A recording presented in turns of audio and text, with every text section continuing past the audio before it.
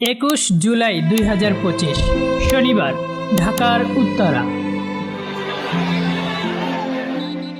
দুপুরের স্কুল শেষে ঘরে ফেরার প্রস্তুতি নিচ্ছে শিশুরা। কেউ গল্প করছে, কেউ হাসছে, কেউ হয়তো মায়ের জন্য অপেক্ষা করছে। কিন্তু কেউ জানে না আর কিছুক্ষণের মধ্যেই বদলে যাবে তাদের জীবন।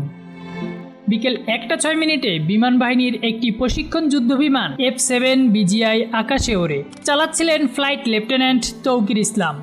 টেক অফের কিছুক্ষণ পরেই যান্ত্রিক ত্রুটি দেখা দেয়। বিমানটি নিয়ন্ত্রণ হারিয়ে ছুটে আসে উত্তরা মাইলস্টোন স্কুল অ্যান্ড কলেজের হায়দার আলী ভবনের দিকে। মাত্র কয়েক সেকেন্ডেই স্কুল ভবনে আছড়ে পড়ে বিমানটি। বিস্ফোরণে মুহূর্তেই আগুন লেগে যায় ভবনটিতে। ক্লাসরুমের ভেতরে বন্দী হয়ে পড়ে শতাধিক শিশু। আগুন, ধোঁয়া আর চিৎকারে ছিন্নভিন্ন হয়ে যায় চারপাশ।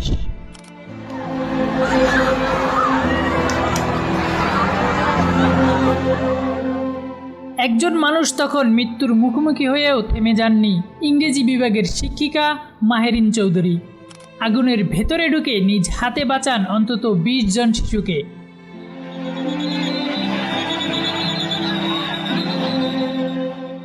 নিজের শরীর পুড়ছে জেনেও থামেননি তিনি। শেষ পর্যন্ত হাসপাতালেই প্রাণ হারান তিনি, কিন্তু রেখে যান এক মহান বীরের গল্প।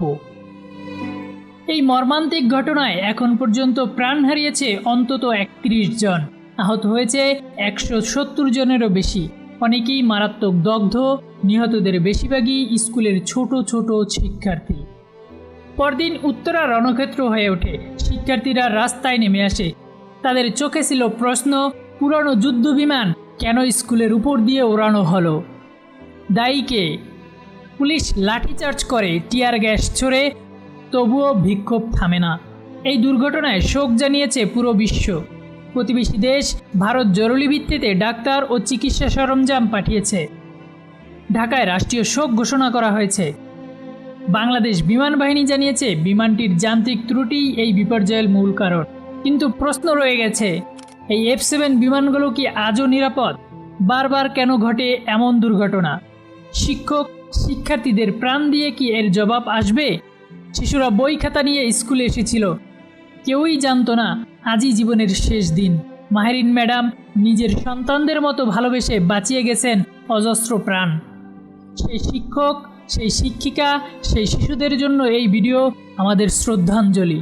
শ্রদ্ধা ও ভালোবাসায় স্মরণ করছি মাহেরিন চৌধুরী, বীর শিক্ষিকা, ফ্লাইট লেফটেন্যান্ট তৌকির ইসলাম, মাইলস্টোন স্কুলের সেই অমলিন শিশুদের ও সকল আহত শিক্ষার্থী ও অভিভাবকদের।